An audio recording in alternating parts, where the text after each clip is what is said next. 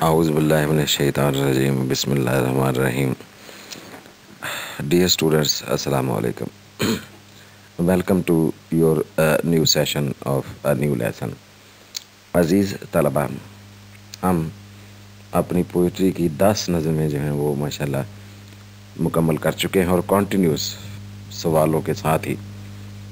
तो गोया हमारे 10 नंबर नहीं वो बल्कि 40 नंबर का सवाल हमने जो है वो गोया देख लिया है।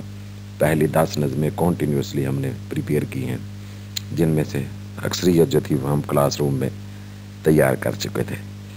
तो बेटे अब हमें दूसरी किताब को भी साथ शुरू करना है ताकि इससे भी आपकी वाकफियत हो जाए। इस किताब के अंदर जो कि हम शॉर्ट स्टोरी और प्लेज़, 1 एक्ट प्लेज़ वाली बुक कहते हैं इसको, ए selection of short stories and 1 act plays. इस बुक के बेटे 2 हिस्से हैं और जो पहला हिस्सा है वो 15 शॉर्ट स्टोरीज़ पर मुश्तमिल है। दूसरा हिस्सा जो है वो हमारा 4 प्लेज़, 1 एक्ट प्लेज़ पर मुश्तमिल है।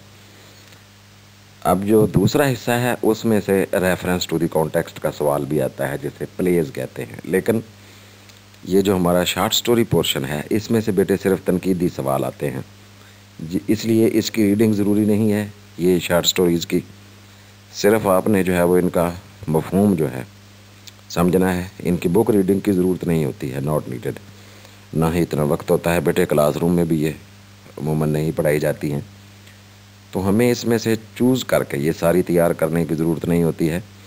इम्तहानी नुक्ता नज़र से जो कहानियाँ अहम हैं शॉर्ट स्टोरीज़, उनको हम जो है पिक कर लेते हैं और फिर उनका मफहूम, उनकी कहानी समझ कर और उनसे रिलेटेड जो तनकीदी सवाल इम्तहान में पूछे जाते हैं उनको तैयार किया जाता है। तो आज हम अपनी अगली किताब में से, अपने सिलेबस के अगले हिस्से में से, ये किताब ख़रीदने की आपको ज़रूरत नहीं है, नॉट नीडेड। बस इसमें से सवालात जो हम तैयार करेंगे आप इन पर नज़र रखेंगे और इनको तरतीब से जो है वो अपनी नोटबुक पर दर्ज करते जाएंगे, लिखते जाएंगे। तो साथ साथ इनको तैयार कीजिएगा प्लीज़। तो आइए आज हम एक कहानी का जो है वो मुताला करते हैं। ब्रेकफास्ट इसका टाइटल है। ये आपकी किताब में से 4थे नंबर पर सिलेबस में है, लेकिन अहमियत के अतबार से मैंने जैसे पहले आपको बता दिया है कि हम बेटे अहमियत के अतबार से यहाँ से मुख्तलिफ़ कहानियों का चुनाव करके कभी कुछ अहमियत के अतबार से जो है वो हम कुछ चंद एक कहानियाँ जो है वो उनका इंतखाब करेंगे और उनका मुताला करेंगे। तो ये कहानी ब्रेकफास्ट बाय जॉन स्टेनबेक, आज हम इसको देखेंगे। डियर स्टूडेंट्स, जैसे कि बेटे मैंने शुरू में वजाहत की कि ये हमारी जो कहानियों वाला हिस्सा है जिसे हम स्टोरी पोर्शन कहते हैं, इसमें बेटे सवाल और जवाब, तनकीदी सवाल और जवाब अहमियत के हामिल होते हैं। हम चूँकि समझना भी है हमें कहानी को, थीम को, मरकज़ी ख्याल को, तो हम जो है वो कोशिश करेंगे कि तमाम कहानियाँ जो हैं उनका जो मफहूम है ताकि आपको समझ भी आ जाए, सवाल तैयार करने में फिर आसानी हो जाती है। तो लेकिन हमें चूँकि चलना इम्तहानी नुक्ता नज़र से है तो हम इनके सवालों के नंबर डाल डाल के अलग अलग से इनको डिबेट करेंगे। तो इस कहानी में से जिसका नाम ब्रेकफास्ट है उसमें से किस तरह के इम्तहानी सवालात आते हैं, जैसे कि सवाल number 1, the story is about a poor family willing to work happily for a little better living. कहानी एक गरीब ख़ानदान के बारे में है जो कि बिल्कुल तैयार है खुशी खुशी थोड़ी सी बेहतर तर्ज ज़िंदगी के लिए काम करने की खातर। डिस्कस, यानी पहले एक स्टेटमेंट दी गई है, फिर उसके बाद जो है वो कहा गया है कि इस पर बहस करें। यह बेटे इसी सवाल का एक और तरीका, ये एक और अंदाज यूँ होता है, और that is all I know of course some of the reasons why it was pleasant. What were the reasons? Discuss in the light of the story. ये बेटे एक सेंटेंस जो है इस कहानी के कंक्लूजन का जुमला है, ये ले लिया जाता है इम्तहान में और कहा जाता है बच्चों से कि इस पर बहस करें। That is all I know of course. ये ही सब कुछ है जिसके बारे में मैं अब जानता हूँ कि ये वो वजूहात हैं कि ये सब कुछ क्यों इतना खुशगवार वाक़या था। वो वजूहात क्या थीं, कहानी की रोशनी में इस पर बहस करें। इसी तरह और describe the writers experience and feelings in the company of poor cotton pickers. वो गरीब कपास चुनने वाले जो लोग थे, उनकी सोबत में उनके साथ उसके महसूसात और उसका तजर्बा जो था मुसन्निफ़ का वो कैसा था, उसको बयान कीजिए। तो ये बेटे सवाल पूछने के मुख्तलिफ़ अंदाज़ हैं। ये तीनों सवालों का जो है वो एक ही मफ़हूम है, अंदाज़ अल्फाज का चुनाव डिफरेंट है कि आपको जो है वो कहानी का मरकज़ी ख़्याल यहाँ बयान करना है। पूछा गया है कि कहानी कैसी है, कहानी की समरी बयान करें और उसका मरकज़ी ख़्याल जो है वो एलेबोरेट करें।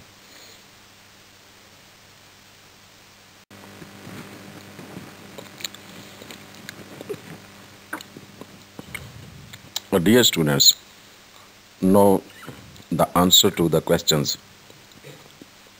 we have just gone through. अब बेटे हम देखेंगे कि कैसे हम इन तनकीदी सवाल को कैसे हैंडल करेंगे, कैसे इसका जवाब तैयार करेंगे इम्तहानी नुक्ता नज़र से।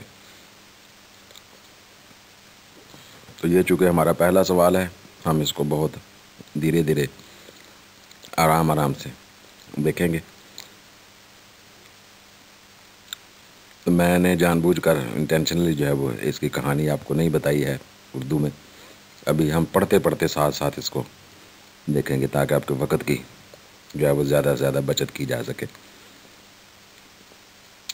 आखिर पर बहरहाल इसका कुछ मफ़हूम जो है वो मैं आपसे शेयर कर लूँगा। This story has been written by John Steinbeck. ये कहानी जॉन स्टेनबेक ने लिखी है। ये इसका तारफ़ी हिस्सा होगा बेटे, जो 2 पैराग्राफ्स पर मुश्तमिल है। पहला पैराग्राफ ये है और उसके बाद एक पैराग्राफ और।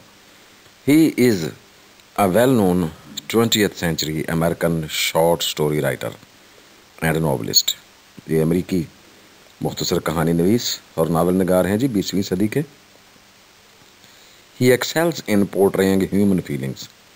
बड़ा माहिर है, एक्सेल्स इन, एक्सपर्ट है वो, पोर्ट्रेइंग तस्वीर कशी करना, इंसानी महसूसात की, ह्यूमन फीलिंग्स, इंसानी महसूसात की तस्वीर कशी करने में, उसे यानी सफ़ा करतास पर मुंतकिल करने में वो बहुत माहिर इंसान है, बहुत माहिर लिखारी है। All his stories depict commiseration and compassion for the downtrodden labouring class. उसकी तकरीबन तमाम कहानियाँ जो हैं वो पेश करती हैं हमदर्दी का जज्बा। कमिजरेशन एंड कंपैशन दोनों के एक ही मानी है, सिंपथी, हमदर्दी का जज्बे को पेश करती हैं। डाउन ट्रोडन लेबरिंग क्लास, ये कुचली हुई जो मजदूर तबका है माशरे का। इन दिस स्टोरी, इस कहानी में, he has described the purity of living masterfully. उसने बड़ी महारत के साथ ज़िंदगी के अंदर नफासत, प्योरिटी, खालसपन ज़िंदगी का, उसको बयान करने की कोशिश की है। कैसे? आगे ये देखिए, एक ही फ़िक्रे में आपको कहानी का पता चल जाना है। The story is about A poor family of cotton pickers. ये कहानी जो है ये कपास चुनने वाले एक गरीब ख़ानदान की कहानी है। विलिंग टू वर्क हैप्पीली, जो कि राज़ी हैं बड़ी खुशी खुशी काम करने के लिए, for a little better living, थोड़ी सी बेहतर ज़िंदगी के लिए। This family has no complaints. ये ऐसा ख़ानदान है मुतमिन, मेहनती, जो कोई शिकायत नहीं करता, डिमांड्स, ना ही कोई तकाज़े करता है, प्रोटेस्ट करता है, रिग्रेट्स, ना ही इन्हें कोई अफसोस है, एंड एंगर, ना ही गुस्सा है अगेंस्ट एनी पर्सन और agency on account of poverty. अपनी गुर्बत की वजह से किसी अदारे या किसी शख्स के ख़िलाफ़ इन्हें ना कोई गुस्सा है, ना कोई दुख है, ना कोई इनके तकाज़े हैं, ना ये वावेला करते हैं। जैसे आपको पता है मौजूदा शहरी ज़िंदगी में हर कोई जो है वो सड़कों पे निकला हुआ है। आप अपने मुल्क को देख लें, असातिज़ा सड़कों पर, नर्सेज सड़कों पर, पैरामेडिक्स सड़कों पर, डॉक्टर्स हत्ता के सड़कों पर अपने तकाज़े, कंप्लेंट्स हुकूमत के ख़िलाफ़, एजेंसियों के ख़िलाफ़, तो ये ख़ानदान जो है एक सादा सा देहाती ख़ानदान है जो कपास चुनते हैं। और कपास आपको पता है साल में एक बार ये फसल होती है, तो साल में एक ही बार काम मिलता है इनको। ये एक जगह से दूसरी जगह जाते हैं और अपना टेंट लगा के बस कॉटन पिकिंग करते हैं, और बस उसके बाद फिर सारा साल इनके पास कोई काम नहीं होता। लेकिन इसके बावजूद दे आर सो सेटिस्फाइड कि ये बिल्कुल कोई शिकायत नहीं, कोई मुतालबात नहीं, कोई एजिटेशन नहीं। तो ये उन लोगों की, सादा से लोगों की, देहाती लोगों की ज़िंदगी की एक छोटी सी कहानी है, एक झलक है। एक छोटी सी कहानी भी नहीं है, छोटी सी झलक है।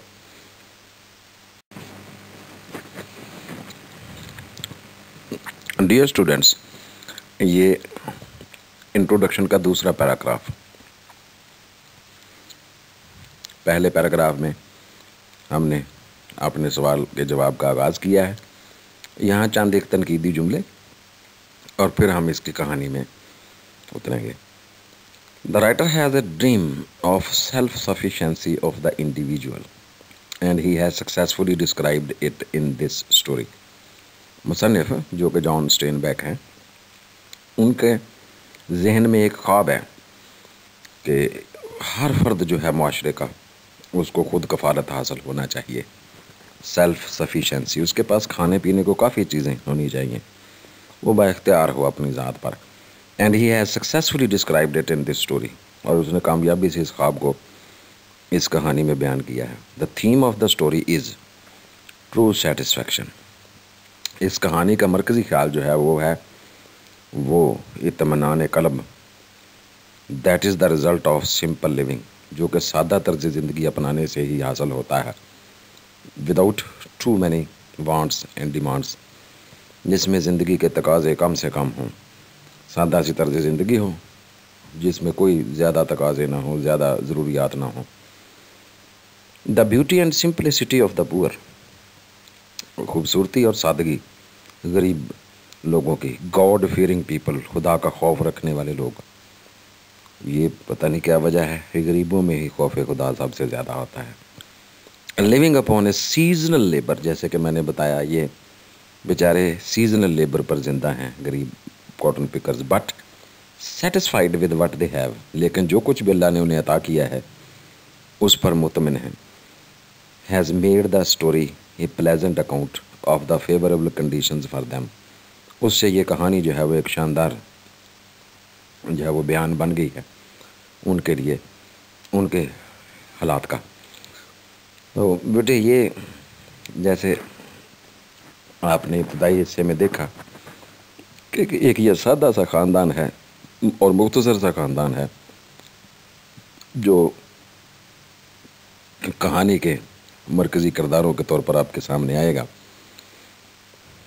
जहां आप देखेंगे कि ज़िंदगी का खालिसपन और ज़िंदगी की सादगी जो है वो कैसे ज़िंदगी को आसान भी बनाती है और इत्मीनान क़ल्ब भी देती है।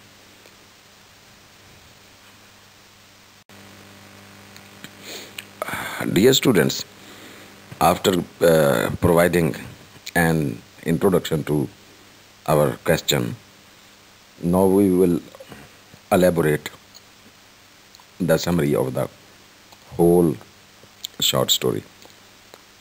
बेटे, इब्तदाई तारफ़ी जुमलों के बाद अब हम इस कहानी का जो मरकज़ी ख्याल है और इसकी कहानी का जो स्टोरी लाइन है उसको बयान करेंगे। और यहाँ इख्तिसार के साथ समरी दी गई है, सादा अल्फाज के चुनाव के साथ, ताकि आपको याद करने में आसानी रहे। The writer recollects his meeting with a poor family of cotton pickers. मुसन्निफ़ जो है जॉन स्टेनबेक याद करता है कि उसकी एक बार मुलाकात हुई थी, एक गरीब ख़ानदान था कॉटन पिकर्स का। One day he was walking along a country road in the valley. एक दिन वो एक वादी में एक देहाती सड़क के किनारे चला जा रहा था। It was very early in the morning, सुबह सवेरे का वक्त था, मॉर्निंग वॉक पर निकला होगा। Suddenly he saw a tent before him, यकदम उसे अपने सामने एक खैमा दिखाई दिया। There was a flash of orange fire seeping out of an iron stove beside the tent. उसके सामने एक नारंगी रंग की आग के शोले लपक रहे थे जो कि एक स्टोव में से निकल रहे थे, सीपिंग आउट। लोहे का एक स्टोव था जो टेंट के पास जल रहा था और उसमें से नारंगी रंग की आग के शोले लपक रहे थे। He saw a young woman with A baby near it. इस चूल्हे के पास उसने एक नौजवान औरत को देखा जिसके बाजुओं में एक छोटा सा बच्चा भी था, नन्हा सा। She was dressed in A faded cotton skirt. उसने एक उड़े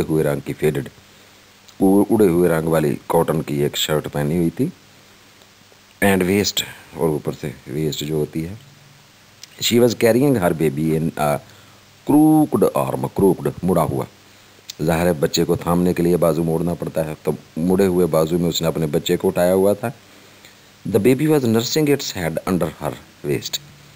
तो उसकी छातियों से दूध पी रहा था बच्चा। The mother moved about. माँ इधर उधर हरकत भी कर रही है, but the baby did not interfere with her work.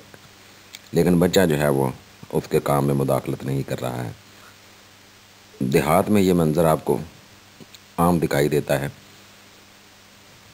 कि ये ख़वातीन गरीब वर्कर्स जो हैं अपने बच्चों को भी साथ लेकर आती हैं, छोटे नन्हे बच्चों को, दूध पीते बच्चों को। तो बच्चा मुदाखलत नहीं कर रहा है, वो काम भी साथ साथ कर रही है। There was a quick gracefulness in her movements. एक बावकार अंदाज था उसका। The writer was deeply impressed by the beauty and simplicity of that woman. अच्छा, ये जो देखे वो नज़म आपने पढ़ी ना सॉलिटरी रीपर, उसमें भी वो शायर साहब जो थे ना, विलियम वर्ड्सवर्थ साहब, वो एक लड़की को अकेले देख के उसकी खूबसूरती से बड़े मुतासर हुए। तो ये साहब भी जो हैं ये पहले तो उसकी खूबसूरती से मुतासर हुए हैं, फिर उसकी सादगी से मुतासर हुए हैं। तो ये वॉक करते हुए निकले हैं तो ये टेंट दिखाई दिया है, स्टोव दिखाई दिया है, तो इस तरफ इन्होंने बढ़ना शुरू कर दिया है। Then he came close to the stove and stretched out his hands to it. तब वो उस जलते हुए स्टोव के पास आ गया राइटर, और उसने अपने हाथ जो है वो आग तापने के लिए बाहर को फैला लिए। The woman was preparing breakfast for the family. वो खतून जो थी अपने ख़ानदान के लिए नाश्ता तैयार कर रही थी, लेकिन नाम नहीं उसका बताया, द वुमन ही रहेगा। He could smell frying bacon and baking bread. उसे जो है ना ये वहाँ बनने वाली खुराक की खुशबू आ रही थी। अब बस चलने दें, ये बेकन जो है ना, ये सूअर के गोश्त वगैरह को कहते हैं, लिहाजा हम इसका नाम ही नहीं लेंगे। तो वो रोटी और गोश्त वगैरह की स्मेल आ रही थी। Suddenly the tent flap jerked and a young man came out followed by an old man. देखिए नाम नहीं लेगा ये किसी भी किरदार का, बस यंग मैन और ओल्ड मैन और वो मैन, ये तीन मेन किरदार, और वो बच्चा एक छोटा सा।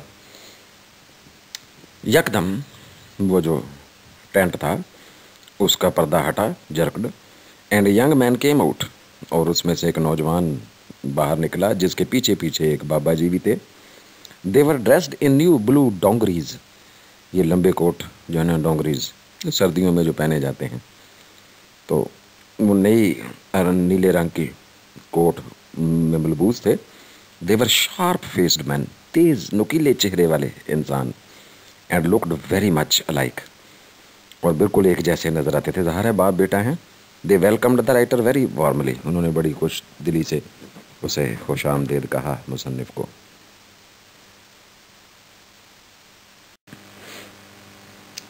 When the woman had prepared the breakfast, जब वो खतून नाश्ता तैयार कर चुकी, she presented it to them, तो उसने वो नाश्ता उन सब को पेश किया। The old man invited the writer also, वो वहाँ खड़ा आग ताप रहा है ना, तो उसे भी कहा कि आ जाओ भाई, आप भी बिन बुलाए मेहमान हो अगरचे, लेकिन आ जाओ नाश्ता करें। They sat down to eat while the woman served them with simple food.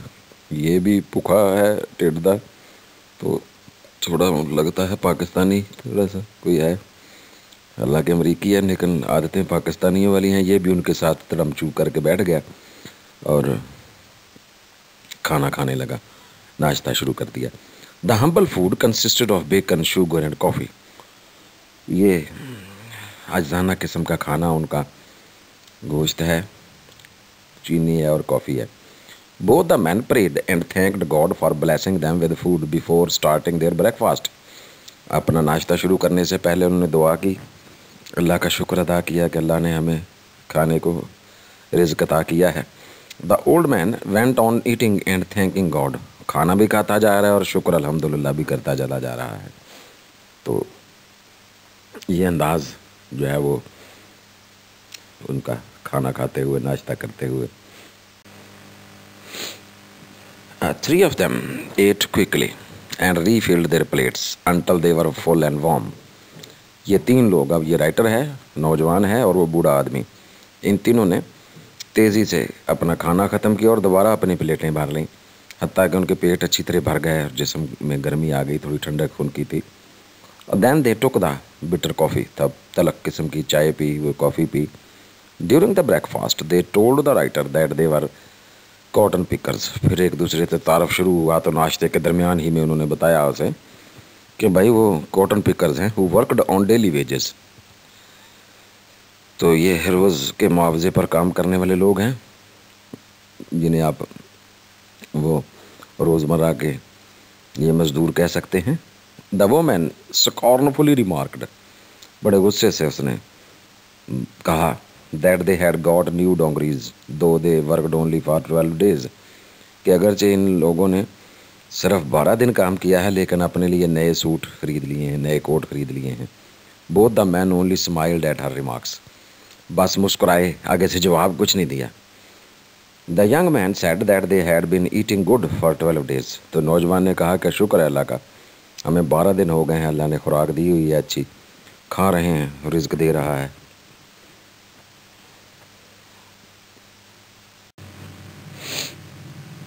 After the breakfast they stood up to go to their work, नाश्ते के बाद वो उठ खड़े हुए अपने काम पर जाने के लिए। The young man asked the writer if he would like to pick cotton with them. अब नौजवान का देखें अंदाज़, उसने राइटर से कहा कि क्या तुम भी हमारी तरह कोई ऐसे ही वांडरर हो, तो अगर आपके पास काम कोई नहीं है तो आ जाओ, हमारे साथ मिल जाओ। The writer thanked them for the breakfast, मुसन्निफ ने शुक्रिया अदा किया उनका नाश्ते के लिए। The old man waved his hand in negative and said okay glad to have you. बाबे ने अपना हाथ हिलाते हुए से मनफी में कहा कि नहीं नहीं, कोई बात नहीं, शुक्रिया अदा करने की ज़रूरत नहीं है, अल्लाह का शुक्र है कि आप हमारे साथ शामिल हुए, नाश्ते में आपका हिस्सा भी अल्लाह ने भेजा था। दे वॉकड अवे टुगेदर, इकट्ठे चल पड़े। And the writer also came back home, मुसन्नफ भी फिर वापस घर लौट आया। There was some element of great beauty that makes the rush of warmth whenever he thinks of that breakfast with that poor family. तो अब जब कभी ये माजी का एक वाक़या था छोटा सा जो उसके साथ पेश आया कि कैसे उसने सुबह को नाश्ता जो है वो एक कॉटन पिकर फैमिली के साथ किया, तो ये जब भी उसे ये वाक़या याद आता है तो इसमें कोई ऐसी बात है इस वाक़े में जिसके साथ ही उसके जिस्म में जो है वो गर्म जोशी की एक लहर दौड़ जाती है। His heart is filled with pure delight, उसका दिल जो है वो खुशी से मामूर हो जाता है। To recollect his meeting with those poor cotton pickers, जब वो याद करता है अपनी इस मुलाकात को उन कपास चुनने वाले लोगों के साथ। The contentment, simplicity and hospitality of the poor family impress him very much. उनके अंदर जो कनात थी, सादगी थी और उनकी मेहमान नवाजी जो थी उसे बेहद मुतासर करती हैं। And become a permanent source of happiness for him, और उसके लिए जो है वो एक मुसलसल लगातार खुशी का बायस एक वाक़या बन जाती हैं। तो बेटे पूरी कहानी जो है वो हमें ये लेसन देती है, जो अगले सवालों में हम देखेंगे। अभी मैंने जानबूझकर कोई तनकीदी जुमला यहाँ इस्तेमाल नहीं किया है कि आगे इसके और दो बहुत अहम सवाल आने वाले हैं छोटे छोटे से। बेटे ये कहानी हमें सबक देती है कि गुर्बत कोई मानी नहीं रखती। ये अमारत और गुर्बत इंसानों के बनाए हुए निज़ाम है। अल्लाह ने जो कुछ अता किया हो हमें उस पर मुतमन रहना चाहिए। कनात जो है वो बहुत बड़ी एक अल्लाह की नेमत है। तो जैसे वो उर्दू में एक शायर ने इसे बयान किया ना, कनात भी बहारे बेखज़ां है, वो पहला मिसरा, वैसे तो ये आपके ऊपर से गुज़र जाएगा हिमालय के ऊपर से जैसे ठंडी हवाएं गुजरती हैं, बहरताम चलें फिर भी शगुफ्ता रहती है खातर हमेशा। पहला मिसरा शेर का, शगुफ्ता रहती है, ये वो दूसरी शगुफ्ता ना, इसे समझ लें। शगुफ्ता के माने खुशगवार, शगुफ्ता रहती है खातर हमेशा। कनात भी बहारे बेखज़ां है, कनात एक ऐसी बहार है जिस पर कभी खज़ां नहीं आती है।